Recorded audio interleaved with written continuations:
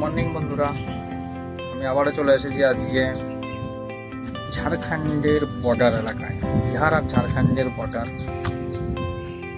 যেখানে পাহাড় এলাকা বেশি মানুষ থাকে। এসটি বা সাঁওতাল যেটাকে বলে, যে আদিবাসী মানুষ এখানে থাকে বেশি, তাদের সাথে আজকে কথা বলবো। আমি এখন গ্রামের বাইরে এসেছি। তোমরা দেখতে পাচ্ছ চারিপাশটা কত সুন্দর জায়গা, একদম হারা ভরা সবুজ গ্রাম। পিছনের সাইড দেখতেই পাচ্ছ কত সুন্দর উঁচু জায়গা, পাহাড়ের এলাকার মতন। আজকে তাদের সাথে কথা বলবো, তাদের কাছে ইন্টারভিউ নেব, কেমন লাগছে তাদের সাথে কথা বলে জানাবো। আমি এখন গ্রামের ভেতর দিকে যাব, তোমরা দেখতে থাকো।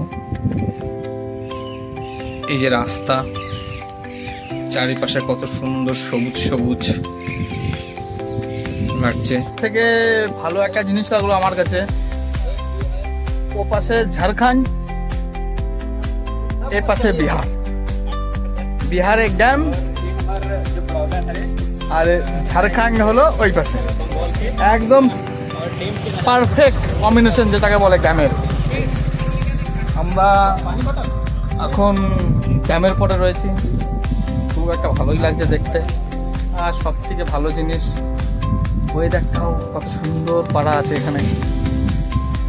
আর আশপাশে পুরো সবুজ সবুজ সবুজ সবুজ, এরকম দেখাই যায় না বললে চলে।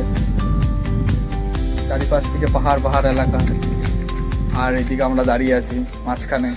আবার এখন